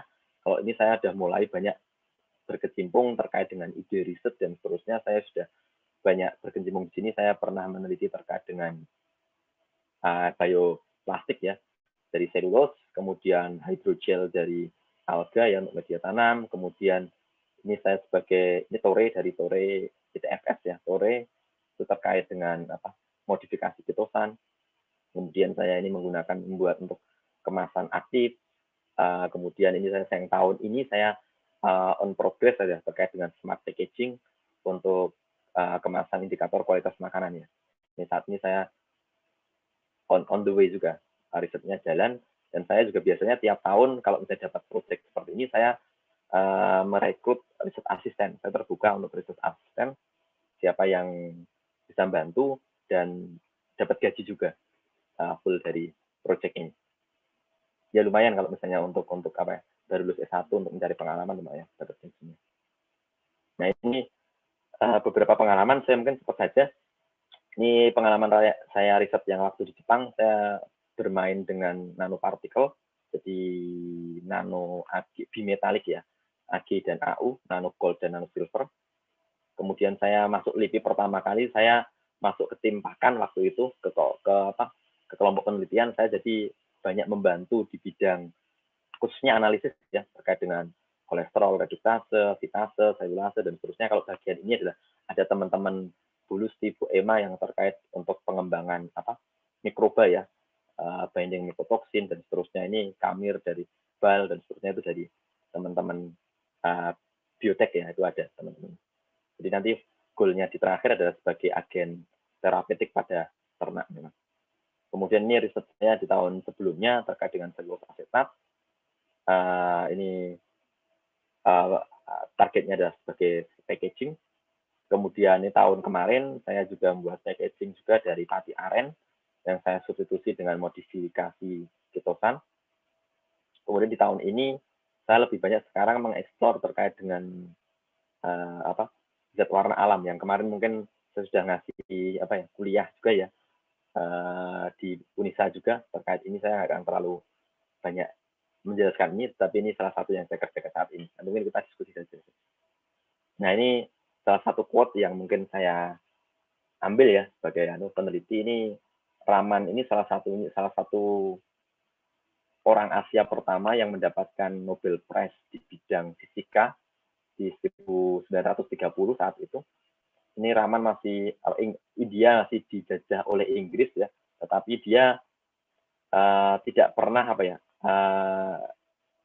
dia mengakui dia sendiri sering-sering salah gitu. Tetapi kalau dia tidak pernah salah, dia tidak akan pernah belajar dari kesalahan itu. Sehingga ini yang kalau kita jadi peneliti, jangan takut untuk salah, jangan takut untuk gagal. riset itu pasti akan sering menemui kegagalan, kita gagal di tengah jalan itu udah pasti. Tetapi kalau dari kegagalan tadi kita bisa belajar banyak hal yang itu membuat kita jauh lebih baik. Itu salah satu yang penemu Raman. Ini Raman ini sangat terkenal sekali, khususnya nanti adalah saat ini adalah ada beberapa Raman spektroskopi itu sangat powerful sekali untuk analisis non destruktif, dan saat ini berkembang untuk analisis mikroba, analisis sel kanker dan seterusnya menggunakan metode ini. Kemudian ini yang terakhir saja, saya sebelum penutup, sebagai seorang peneliti itu boleh salah, tetapi tidak boleh berbohong.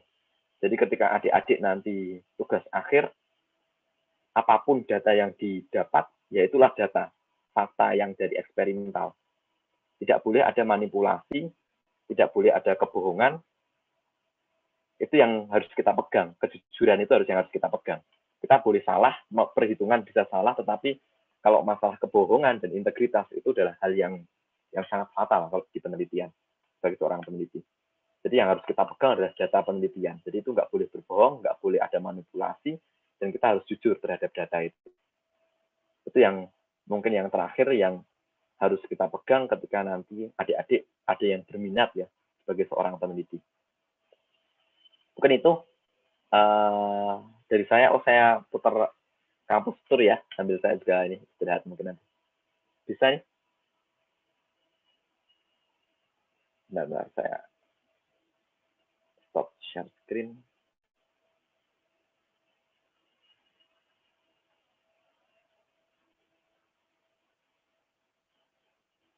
Ini share screen-nya yang video. Oh ini. Ini ya sambil saya ini nggak ada suaranya ya. Nah, ini sebenarnya yang buat bukan saya sendiri.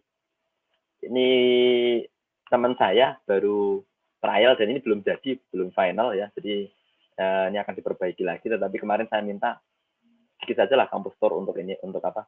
Untuk sebagai kenang-kenangan sebelum gedung ini dihancurkan, dan ini saya sebagai ngisi untuk di kuliah tamu saya. Ini mungkin nanti bisa disimak kantor kita yang lama seperti ini, sangat bangunan lama sekali, dan ini ada beberapa kelompok penelitian tadi yang saya jelaskan sebelumnya ya. Kelompok penelitian yang ada di tempat kita saat ini ada 7, dan itu berkembang terus, bisa berkurang, bisa bertambah. Jadi ini masih sangat ini sekali. Ini kalau masuk ke LIPI yang di Jogja ya seperti ini.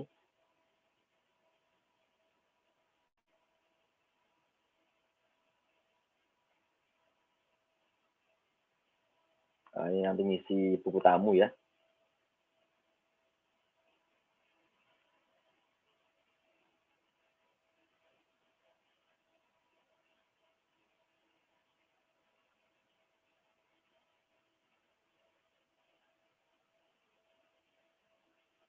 Nah, ini ruang rapat kita yang masih sangat sederhana. Ini baru di video pas ya COVID ini, jadi masih sepi sekali di kantor. Saat ini kita wajib masuk itu seminggu sekali. Kewajiban kalau yang lainnya karena keperluan riset ya, kadang-kadang kita sering datang ke kantor untuk kerja di lab dan seterusnya kegiatan. Ini masih ya, nanti mungkin 10 tahun lagi saya akan kangen video ini nih, kantor-kantor kita yang lama. Ini saya agak cepatkan ya karena ya sudah lebih.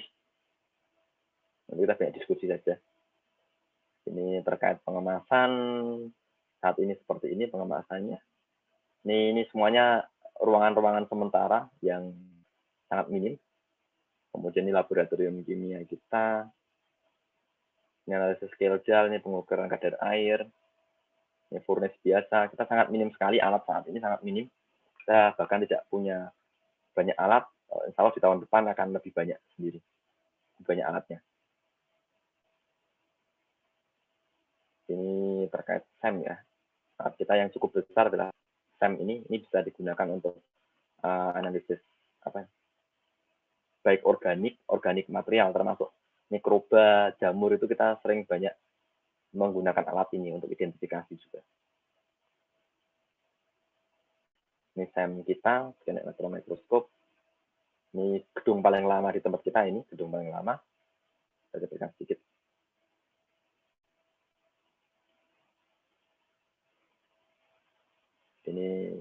Ini ada batasan orang yang dalam satu ruangan ya. Minimal berapa untuk saat ini, itu ada batasan, jadi tidak, ini alat-alat yang sederhana yang di kantor kita, dengan gedung yang paling lama ini. Ini nanti gedungnya akan diruntuhkan juga. Ada evaporator, ini udah umum ya. Komunikasi, saya cepatkan saja ini. Kemudian ini yang orang teman-teman pangan untuk membuat coklat. Ini ball mill dan seterusnya, adalah pengolahan pangan ya. Ini untuk kemasan. Kemudian ini masuk ke laboratorium atas. Ini di atas ini ada beberapa alat.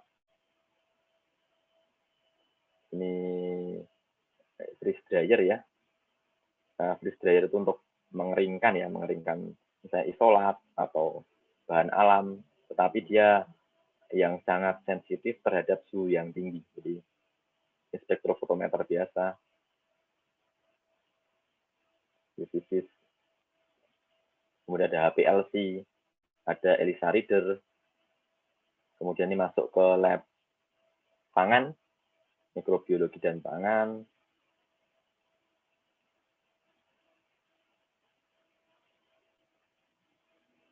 Ini lab mikro kita, miko ya, ini mikonya, agitator dan seterusnya.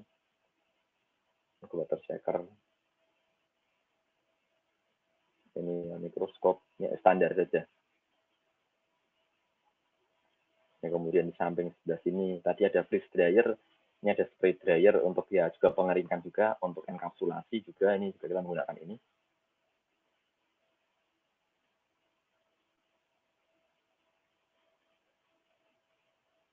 Ini lab mikro, tadi mikologi, yang ini mikrobiologi. Ini centrifuge, ya, oven-oven biasa, inkubator, laminar airflow ya, dan seterusnya.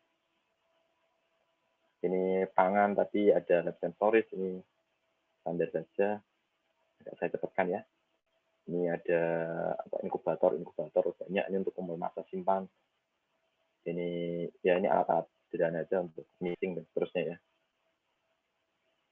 Psikometer dan seterusnya. Ini yang di belakang kita juga yang terkait dengan pakan, kita ada sapi fistula ya, sapi yang dilubangi perutnya untuk riset di bidang pakan, kita ambil cairan rumennya. Ini kalau dari biotek ini juga banyak sekali nih yang bisa diekspor karena di dalam cairan rumen itu konsorsium ya, ada amoeba, ada bakteri, ada yeast dan seterusnya dalam perut itu, perut sapi. Jadi itu ini banget. Nah ini yang terakhir ini video yang insya Allah ya di tahun depan lah ini akan berubah total jadi seperti ini. Ini gerbang belakang nanti, gerbang depan ya. Ruangan-ruangan itu akan hilang, akan jadi seperti ini. Kurang lebihnya desainnya. Jadi yang tersisa hanya 2 gedung lab. Yang lainnya kita runtuhkan, nantinya semua jadi jalan.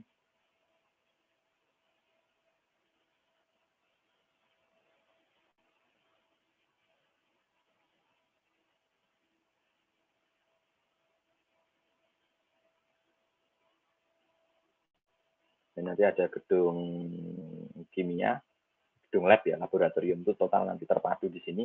3 lantai itu semuanya laboratorium, isinya alat-alat instrumen modern semua. Kemudian nanti ada laboratorium halal juga, kita laboratorium halal, mikrobiologi, mikologi jelas akan ada. Kemudian nanti ada laboratorium ya terkait kimia, terkait pangan itu akan lengkap nanti laboratoriumnya. Ini dari belakang ini GMP kita nanti yang terkait dengan pengemasan dan seterusnya, pengolahan pangan itu di sini semua di sebelah kiri ini ya.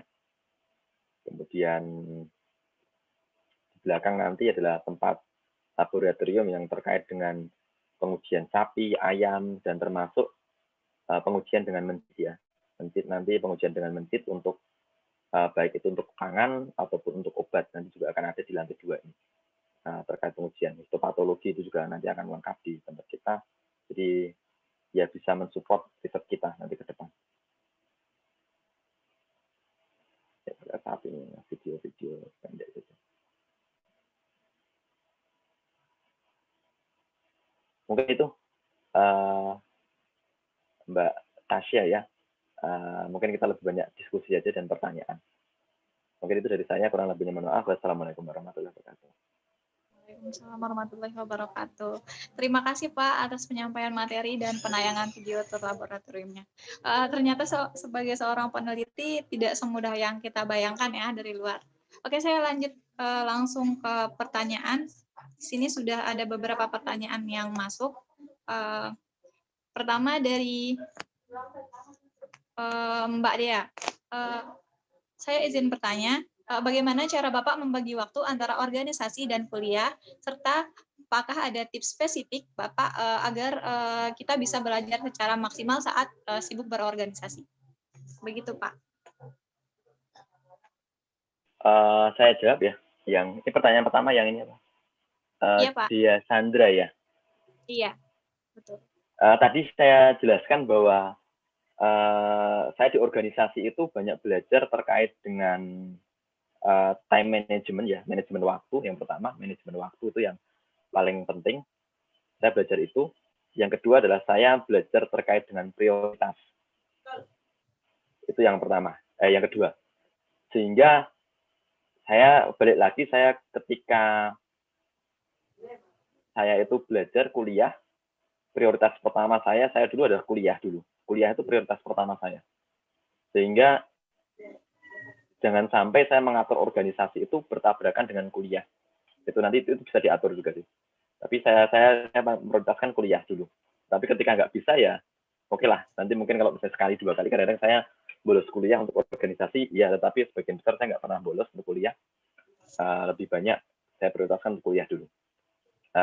Pertama itu. Yang kedua adalah terkait dengan time management ya. Manajemen waktu itu penting sekali. Karena saya tadi mengetahui bahwa saya tidak punya banyak waktu ketika saya di organisasi, waktu saya banyak habis di organisasi, sehingga saya mengoptimalkan ya waktu saya ya hanya ketika kuliah, saya belajarnya ketika kuliah. Dan saya memang menyadari saya tipikal orangnya itu adalah mudah belajar itu dari mendengarkan dan melihat. Saya itu tipikalnya seperti itu. Saya lebih cepat nangkap orang ngomong, dan apa yang saya lihat saya lebih cepat nangkap daripada saya harus membaca. Itu memang saya mengevaluasi apa ya, sistem belajar saya yang paling cocok itu seperti apa. Saya evaluasi diri saya sendiri sehingga saya tahu saya harus seperti ini. Saya makanya ketika tipsnya adalah saya yang paling duduk paling depan. Saya mesti ketika kuliah saya mesti duduk paling depan sendiri. Kemudian saya akan memperhatikan saat kuliah. Jadi saya ketika nanti saya ujian itu saya hanya tinggal mengulang mata kuliah, catatan saya punya catatan lengkap. Saya tinggal mengulang mata kuliah, mengulang catatan saya, membaca lagi catatan saya secara sekilas dan memperdalam di latihan soal. Saya lebih arahnya situ. Jadi memang terkait dengan time management tadi, karena saya nggak punya waktu banyak, saya hanya harus fokus ketika kuliah, saya harus fokus kuliah, nggak usah mikirkan organisasi. Nah itu yang kemudian saya terapkan ketika saya ngajar di UIN ya, saya dulu ngajar di UIN, saya gini, jadi ada banyak sekali kalau misalnya saya jadi dosen, ada mahasiswa yang kadang-kadang yang sering yang ngulang, mahasiswa ngulang, itu saya tanyakan pertama tuh, ini ngulang pengen dapat nilai apa gitu, saya tanyakan. Ya paling minimal lulus Pak, lulus nilai C atau nilai B gitu loh, ya pengen seperti itu kan ya, jangan sampai nilai D. Oke, kalau misalnya pengennya lulus, saya cuma pengen 2 hal, saya jamin kamu akan dapat nilai C atau B minimal ya, bisa dapat nilai A. Tapi saya pengen 2 hal. Yang pertama adalah kamu harus masuk kuliah terus, jangan sampai bolos. Yang pertama itu. Yang kedua adalah mahasiswa ini saya pengen harus duduk di paling depan sendiri. Jadi saya pengen jangan sampai duduk di belakang. Kalau duduk di belakang saya nggak bisa memperhatikan Anda. Anda belajar benar atau enggak. Tapi ketika Anda di depan, saya bisa tahu, Anda paling enggak usaha Anda udah belajar itu udah ada. Jadi tipsnya adalah, saya duduk paling depan. kadang-kadang saya laki-laki sendiri banyak, kalau di depan kadang-kadang banyak perempuan ya mbak-mbak di depan semua. Ya saya cuek saja, saya juga pengen belajar, saya nggak jadi saya di depan sendiri cuek saja, banyak yang samping kanan kiri mbak-mbak itu ya nggak masalah, saya cuek-cuek saja, saya belajar di depan. Kadang-kadang laki-laki kan di belakang, malas di depan. Itu udah umum apalagi kelas-kelas yang besar itu udah itu. Memang tips saya adalah duduk paling depan dan perhatikan saat kuliah. Karena setelah itu kalian nggak ada waktu lagi untuk belajar ketika di organisasi. Tips saya itu saja sih yang pertama, yang paling penting. Baik, lanjut ke pertanyaan kedua ya Pak. Ini dari Mbak Hiskia. Apa sih yang membuat minat para akademisi untuk menjadi peneliti itu kurang, dan apa yang membuat angka peneliti di Indonesia itu masih sedikit?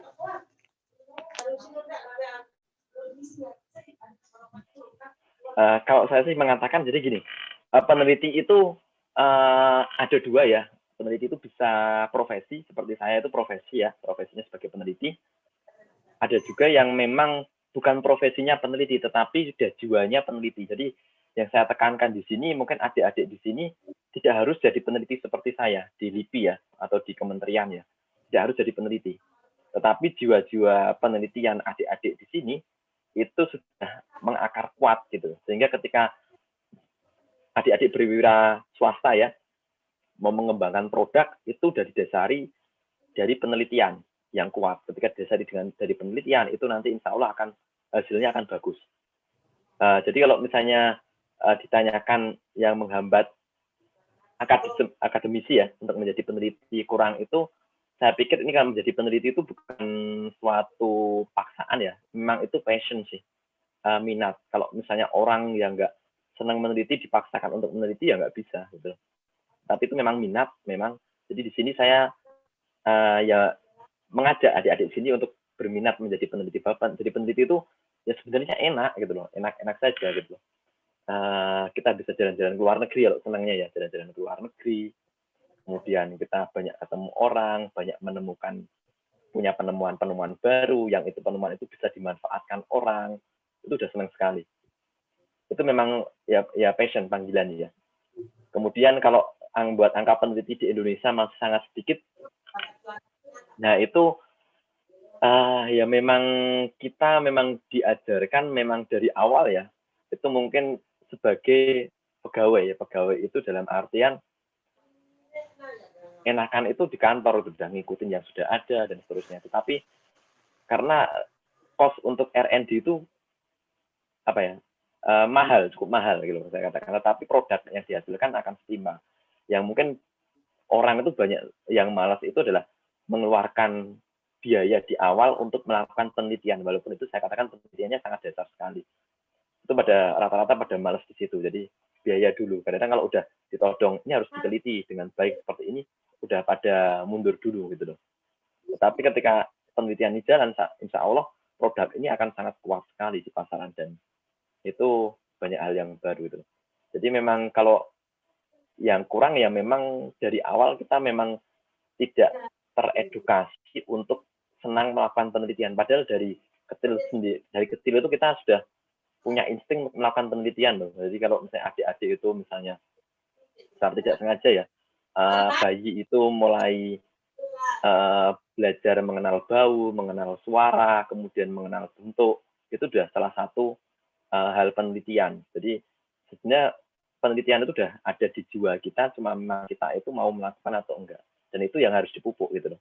Dari SMA, kalau di LIPI ada namanya LKIR ya, lomba karya tulis ilmiah remaja dan seterusnya. Itu adalah salah satu untuk memupuk minat peneliti muda ya untuk melakukan penelitian di masa depan. Saya kira memang itu harus dipupuk dari kecil terkait penelitian sendiri. Itu mungkin. Iya, Pak. Ini ada pertanyaan lagi dari Mbak Sania. Bagaimana jurus Bapak mendapatkan inovasi-inovasi penelitian pada penelitian yang Bapak pernah kerjakan, dan bagaimana gambaran prosedur pendanaan untuk penelitian di Indonesia, Pak? Oke. Jadi terkait dengan mendapatkan inovasi ya. Iya, Pak. Kalau inovasi itu ini susah memang. Kadang-kadang ide itu muncul karena terpaksa. Saya juga kadang-kadang terpaksa. Kadang-kadang mepet-mepet terakhir itu malah kadang-kadang muncul ide yang baru. Tetapi ini kalau saya sih memang perlu dibuat skema ya. Memang kita harus banyak membaca, yang jelas banyak membaca. Saya sendiri banyak membaca beberapa jurnal. Kalau mau melakukan proposal, saya banyak menggali dari jurnal-jurnal internasional, baca jurnal, ide-ide terbaru ya, terkait dengan bidang ilmu tertentu, saya mesti akan saya kupas. Saya minimal 10 atau 20 jurnal, kadang-kadang saya baca skimming, kemudian yang menarik-menarik di sini saya perdalam. Kadang saya baca jurnal, kemudian yang paling banyak mempengaruhi saya untuk ide-ide itu malah kadang-kadang kita bertemu peneliti lain, bertemu dosen-dosen lain, melihat penelitian di dunia ya, conference, lewat conference atau apapun, itu kadang-kadang memberikan ide dasar kita. Oh, ini bisa digunakan seperti ini, toh. Ini bisa digunakan seperti ini, riset saya. Bisa diaplikasikan di bidang ini, bisa diaplikasikan di bidang ini.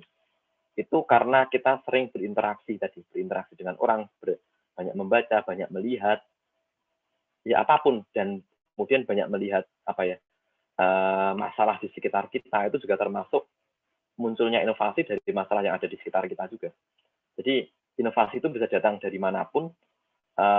Yang paling jelas adalah kita harus mau membuka diri untuk terus belajar, terus mendengar dari orang, terus melihat, terus belajar terus. Jadi jangan berhenti untuk belajar. Insya Allah inovasi itu akan datang dengan sendirinya. Jadi ketika kita ada masalah tertentu, kita bisa memecahkan dari berbagai macam sudut pandang. Bisa jalur inovasi. Kemudian gambaran pendanaan untuk penelitian di Indonesia. Jadi kalau sekarang memang penelitian di Indonesia memang lebih banyak di grant riset ya, itu lebih banyak dari pemerintah memang. Itu kalau dari dosen itu ada hibah-hibah, itu banyak banget hibah dosen ya, itu ada banyak sekali tergantung kita mau mengikuti atau tidak, mau apply atau tidak. Kemudian kalau dari kita sendiri itu juga ada hibah-hibah yang untuk yang tiap tahun, yaitu ada insinas tiap tahun ada. Sekarang beberapa tahun ke depan adalah prioritas riset nasional itu ada terus. Kemudian ada DIPI ya, dari LPDP itu juga ada tiap tahun. Saat ini yang juga terkait COVID itu sangat marak dan sangat lebih mudah untuk tembusnya, karena insidental ya, terkait COVID itu banyak sekali bisa tembus. Jadi kalau misalnya kita arahnya ke arah COVID, itu lebih mudah untuk mendapatkan prioritas pendanaan daripada yang enggak. Kita juga harus melihat isu-isu terkait ya, isu-isu terkini dan dikaitkan dengan itu. Jadi memang lebih banyak memang dari pemerintah, jujur saja memang di Indonesia masih seperti itu. Kalau di luar mungkin mixing ya, swasta itu udah banyak berinvestasi untuk ke riset ya, tetapi di Indonesia sendiri masih sangat minim sekali. Swasta membiayai ya untuk suatu riset itu masih sangat minim. Ya ke depan saya tadi salah satunya Tore itu dari swasta full, dia membiayai dan itu kompetisinya sangat-sangat ketat sekali, Tore tadi. Kadang-kadang proposal bagus sekitar 200 proposal yang diterima hanya sekitar 10 kadang-kadang. 10 proposal. Makanya saya tahun ini pun saya juga apply terkait Tore, itu juga saya apply. Itu juga cukup menarik juga proposal-proposal di bidang itu. Jadi memang saat ini memang paling banyak pendanaan dari pemerintah, dari Kemenristek Dikti ya, atau Kemenristek yang sekarang Kemenristek atau BRIN ya, ke depan jadi Badan Riset dan Inovasi Nasional. Dari situ kalau pendanaan. Baik Pak. Ini masih ada pertanyaan dari Mbak Putri. Prosedur apa yang harus kita lakukan apabila ingin melakukan PKL atau kerja di salah satu kelompok penelitian, Pak? Bagaimana? Prosedur kalau kalau prosedurnya tadi saya jelaskan, ada layanan sains tadi, ini saya share lagi ya. Nah, kalau misalnya belum terlalu jelas.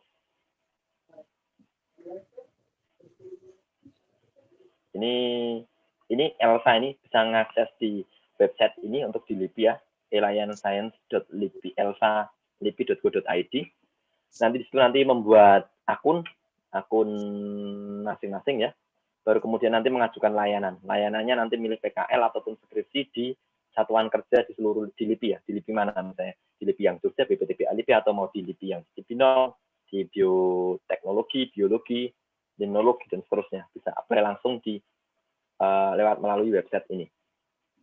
Tapi kalau misalnya agar lebih baik, misalnya kalau misalnya kadang-kadang biar tembusnya lebih mudah ya, langsung di accept ya. itu kalau misalnya udah punya kontak dengan peneliti. Jadi kadang-kadang kalau saya sih lewat ELSA ini pengajuan secara resmi, nanti dari pengelola ELSA itu nanti akan ditawarkan ke peneliti siapa yang mau membutuhkan ya atau berminat untuk membimbing mahasiswa ini. Jadi ketika kita sebenarnya udah kenal ya, udah apply, kemudian kita tahu ini mahasiswa tadi yang menghubungi saya langsung contohnya bilang ke pengelolanya untuk menerima ini saya pengen mahasiswa ini jadi bimbingan skripsi saya atau PKL saya secara langsung, itu bisa. Jadi tapi memang prosedurnya lewat website ini.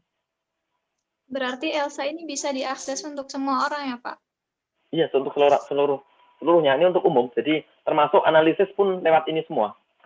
Analisis apapun ya, yang alat-alat kita termasuk nanti alat-alat yang akan datang itu nanti prosedurnya melalui ini semua. Jadi seluruh resource slip itu nanti akan disentralkan di sini. Jadi Pak Kepala sendiri pun mewanti-wanti bahwa alat kita itu adalah dibeli dengan uang negara, sehingga harus dipakai untuk seluruh siapapun yang mau berminat untuk menggunakan, silakan, itu terbuka secara luas untuk masyarakat umum. Jadi nggak hanya untuk peneliti LIPI sendiri. Jadi itu nanti, mungkin lewat sini nanti silakan. Baik Pak, ini ada pertanyaan lagi dari Mbak Nanda.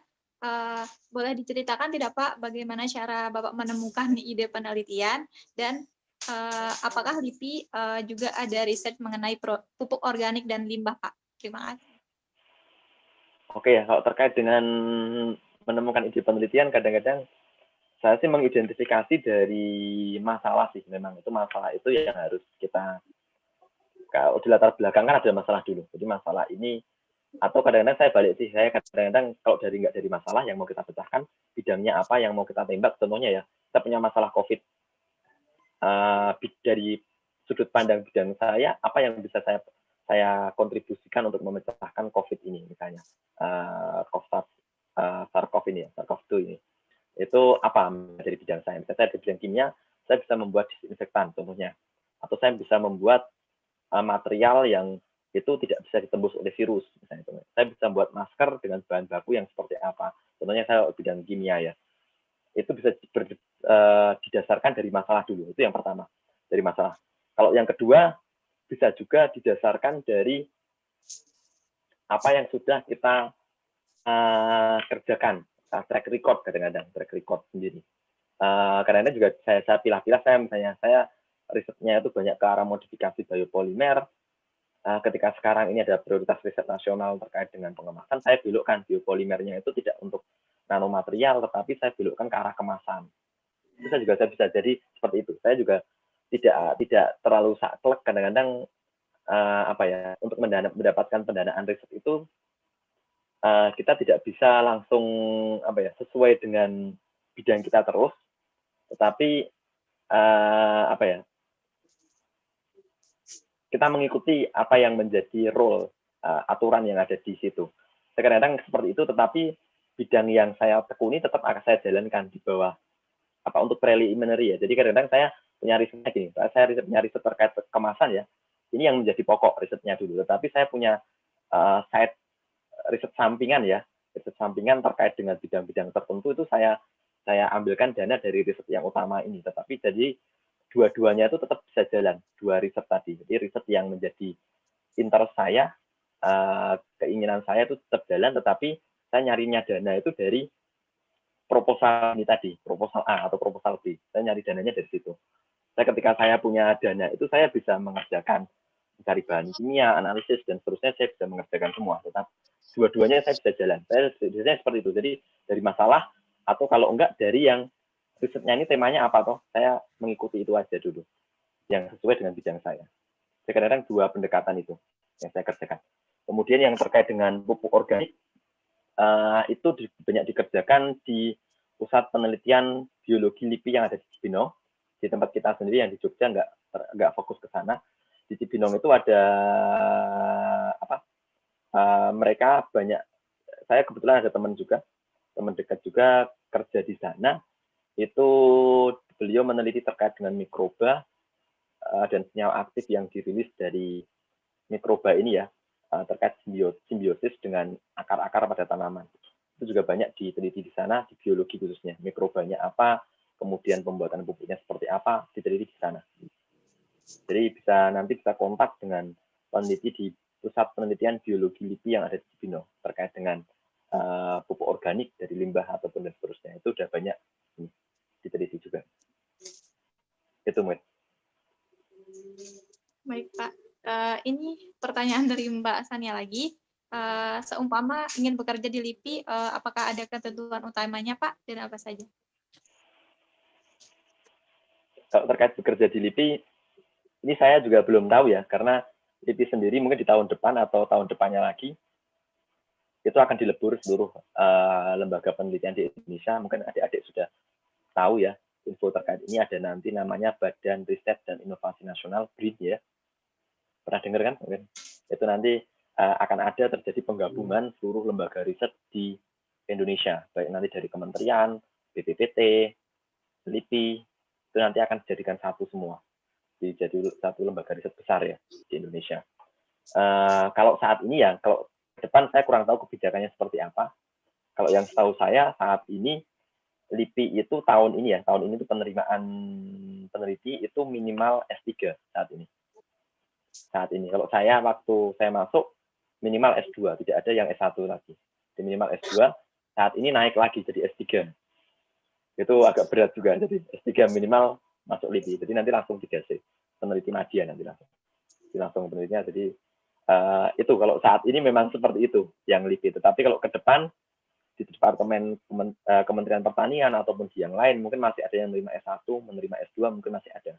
Tapi kalau yang di LIPI untuk tahun ini itu full S3 semua.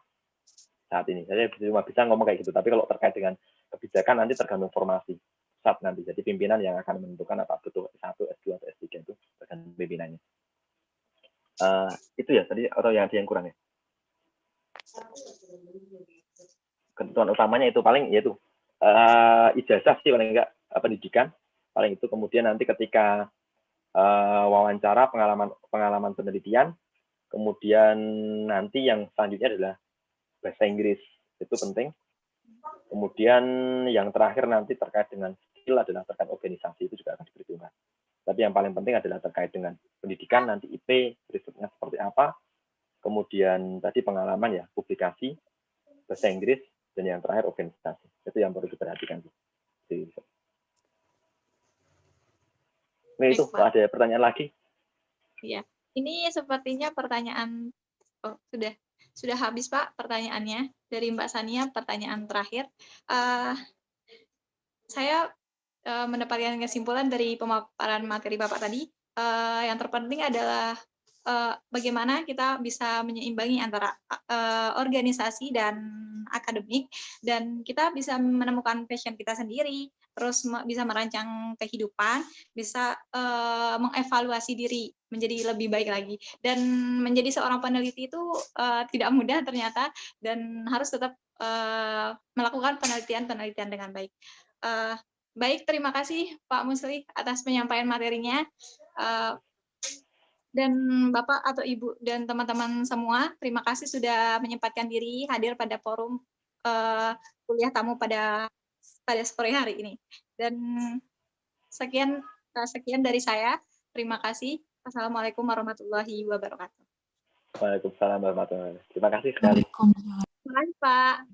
Ya, sama-sama. Semoga nanti ada yang dari Biotek Unisa ini ada yang jadi peneliti nanti. Mungkin partner kita, partner saya ya ke depannya dan seterusnya. Ya, baik. Ya. Terima kasih, Pak. Ya, terima kasih. Ya. Saya izin live ya, udah kan? Iya, Pak. Boleh. Ya, terima kasih. Terima kasih, Pak.